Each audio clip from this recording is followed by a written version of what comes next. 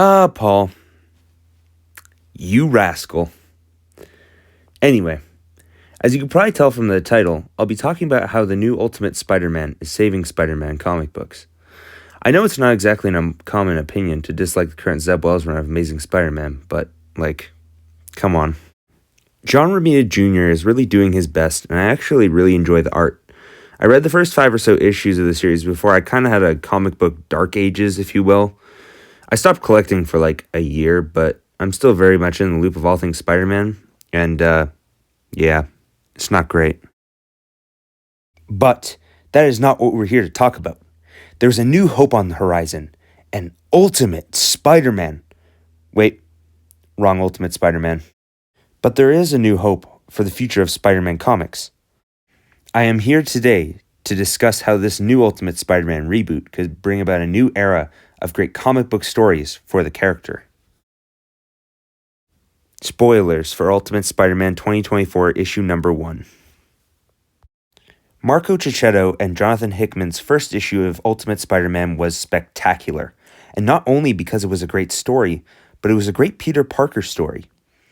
Peter doesn't even get his powers until the very last panels of the book, but it doesn't matter. We're dropped into a world where Peter is married to MJ. Yeah, you heard me. Unbelievable, right? Peter happy? Are we in some alternate dimension where he isn't perpetually suffering? Not exactly. Peter lost Aunt May in a horrific attack on New York by someone called the Maker. And the Maker also changed the timeline so many heroes actually didn't get their powers. But hey, Uncle Ben is still alive, so I guess it's not all that bad. And he's friends with JJJ. How cool is that? Peter and MJ have 2 kids, and Peter is in a place in his life where it seems like he can just live out a normal, everyday life. But something feels like it's missing, and he can't place it.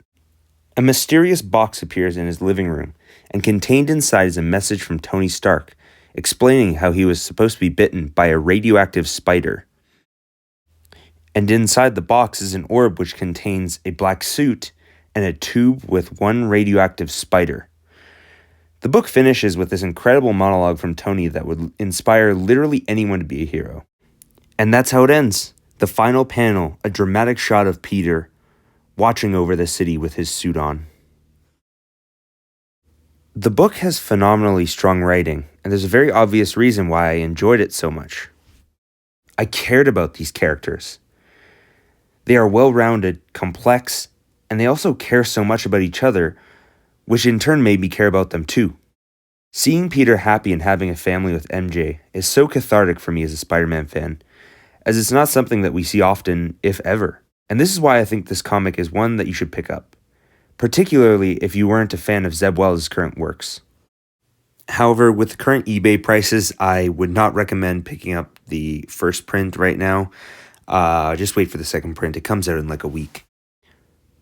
I know we're only at issue 1, so I don't want to have my hopes too high, but this could be something special. It could save the future of Spider-Man comics. Thank you guys so much for watching. If you enjoyed this video, please consider leaving a like and subscribing. It really helps me out. Anyways, until next time guys, take care.